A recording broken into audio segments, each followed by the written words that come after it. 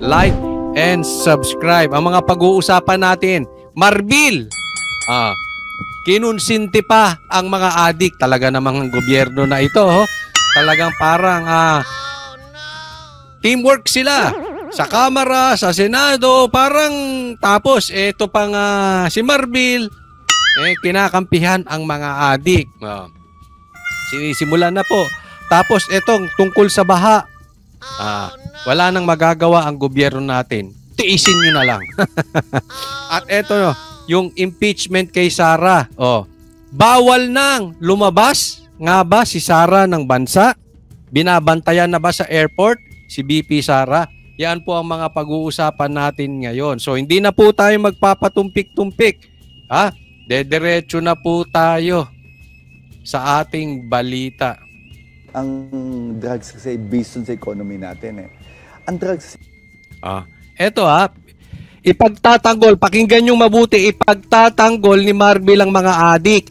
At tingnan nyo, PNP crime rate data. Kinumpare, parang ito ay pagkukumpara nung panahon ni PRRD. 2016 to 2018, 217,000 ang krimen. July 2022 to 2024, 83,000 lang. So sa madaling salita, nung panahon ni Marcos, ipinagmamalaki nila bumagsak ang krimen. Bulahin ninyo, lelang ninyo. 'Di ba? Kitang-kita naman sa daan. Yung dawin yung ipagtanggol ang mga adik, magkakaroon ng kumpiyansa ang mga adik. At paglaganap ang mga adik, hindi po pwedeng mababa. Siyempre, kwento nyo yan Ang daming survey, tumaas ang trust rating kay Martin at saka kay Marcos. Tapos si BP Sara bumaba.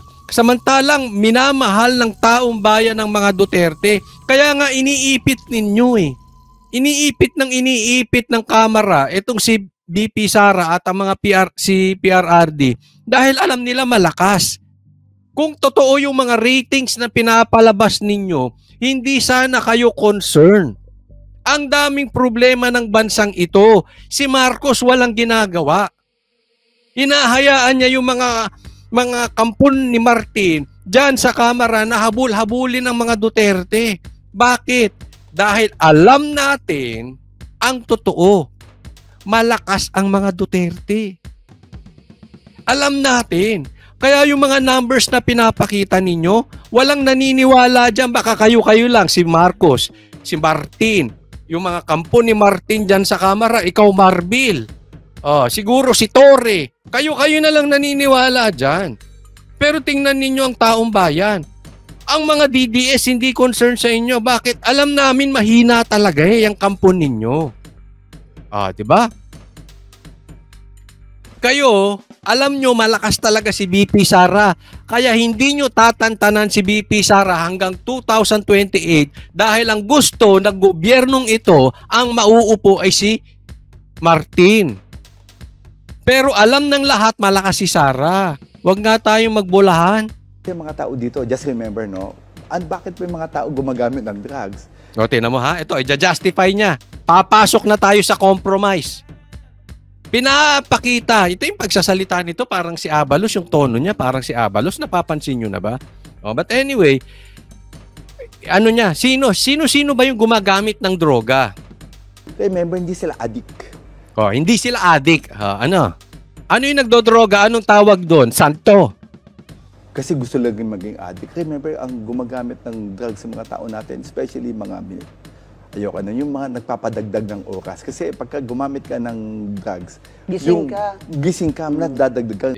Tinan mo? Kinunsinti pa none other than Marbil. Sa taas ng posisyon mo, ikaw ang pinakamataas na posisyon dyan. Ikaw pang nagkonsinti sa droga.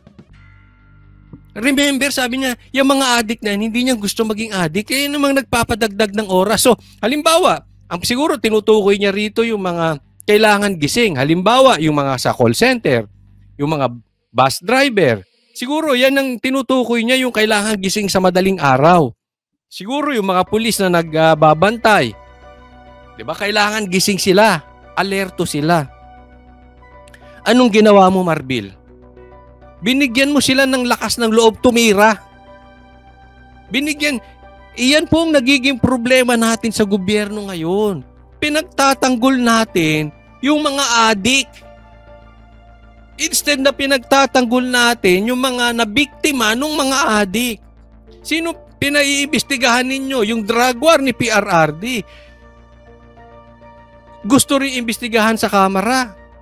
Imbis na pinag-iimbestigahan ninyo, ito mga adik na ito. Dapat mahinto ito sa bansang Pilipinas. Alam mo, sir, especially mga kapulisan, tayo nagtutulong-tulong lahat.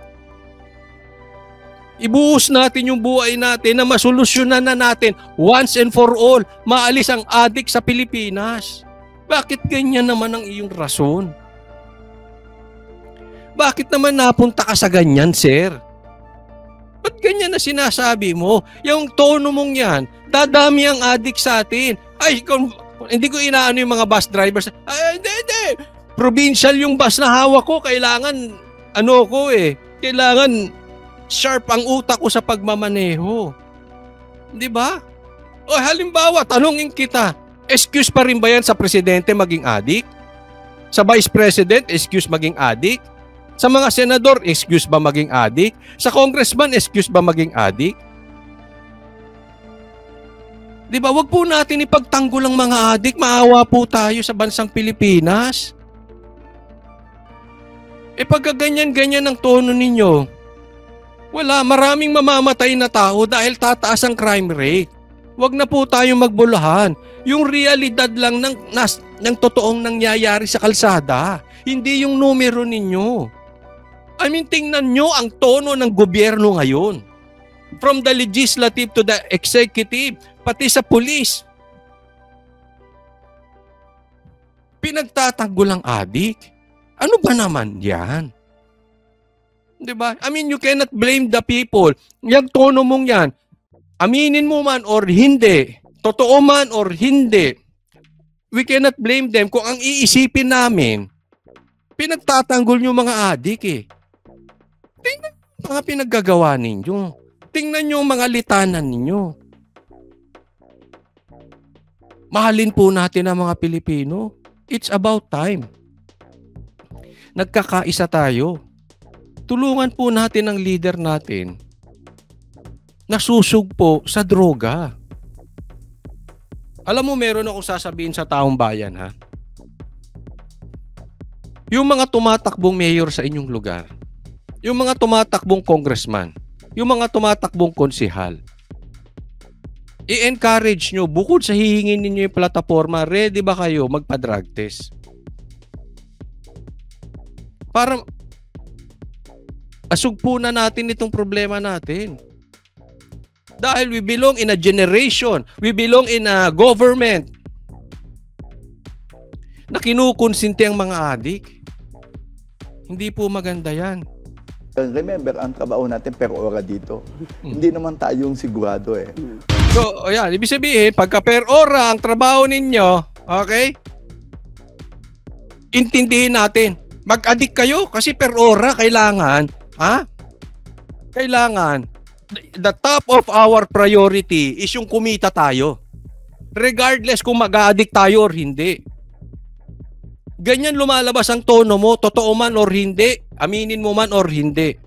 Hindi po dapat ganyan ang tinuturo natin. Dapat ang tinuturo natin sa kababayan natin, ang priority natin ay maayos na buhay, maayos na karakter. On top doon sa kikitain. Di ba? Dito priority. Sige, kung compromise tayo, unawain na natin. Sige. Pag per ora ka, mag-unawaan tayo. Tira ka na lang. Kasi kailangan ng pamilya mo yung kikitain mo eh. Bayad ka per ora. Ano ba naman yun? Tira ka na lang para gising ka.